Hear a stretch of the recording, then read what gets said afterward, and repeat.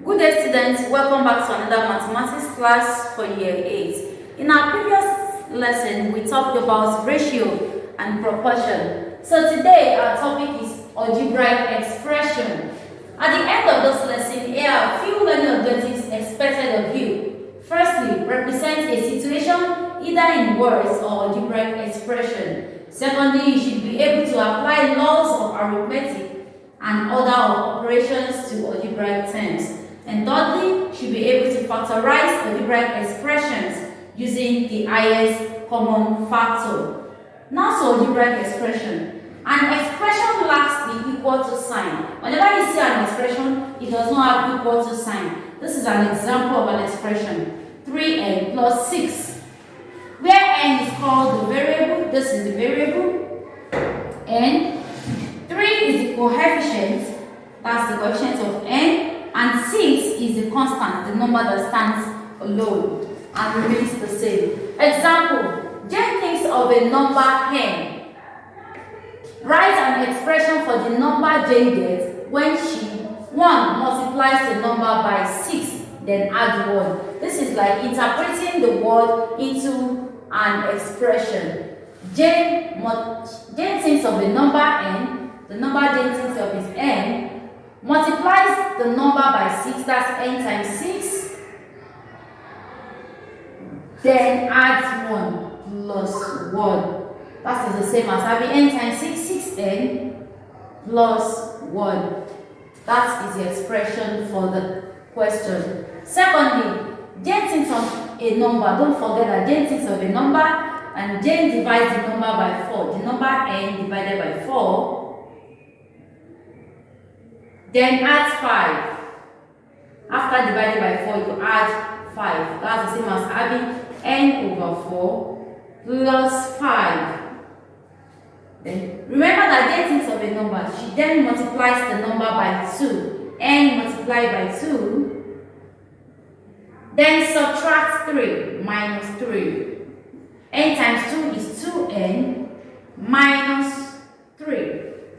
Jane thinks of a number n. Divide the number by 10, then subtract 7 minus 7. That's the same as having n over 10 minus 7. Now to order of operations. The order in which operations are carried out are as follows. When we say order of operation, we are talking about the steps you follow when solving any question.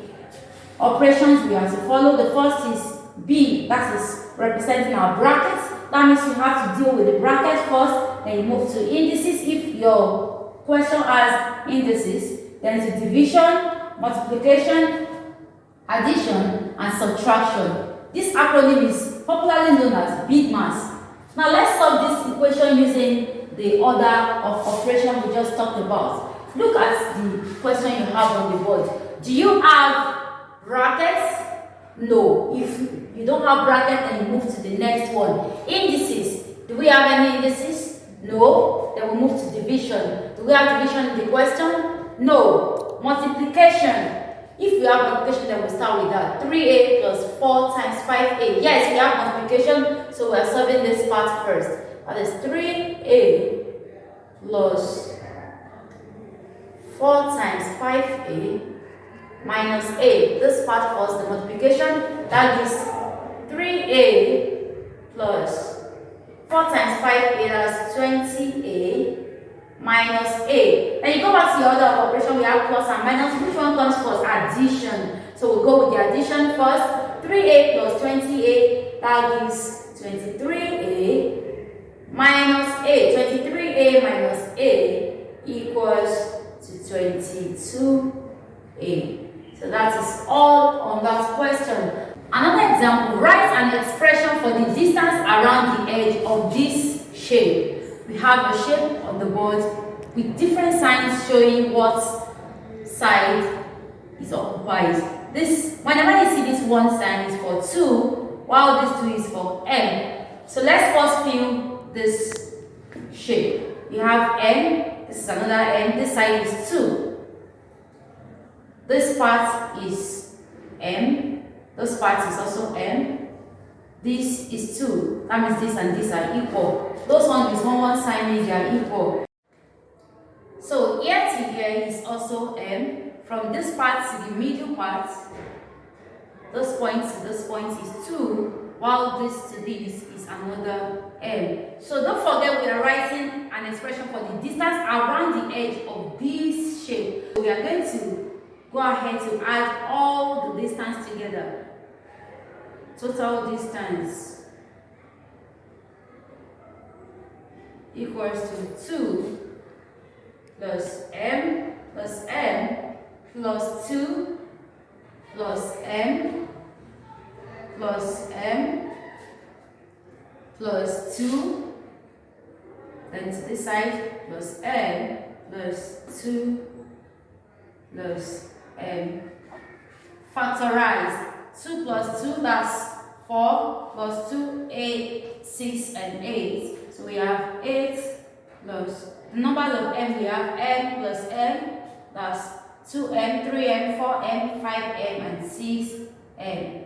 Therefore, our expression for the distance around the edge of this shape is 8 plus 6m.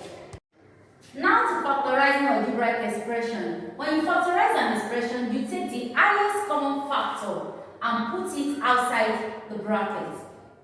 This is an example. You have to factorize 3x plus 15. We'll be using this method, so we have 3x and we have 15. What is the common factor for these two? 3.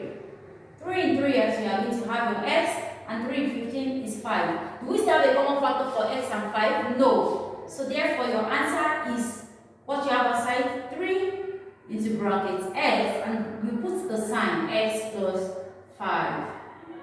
So the second example, 6x squared minus 9x.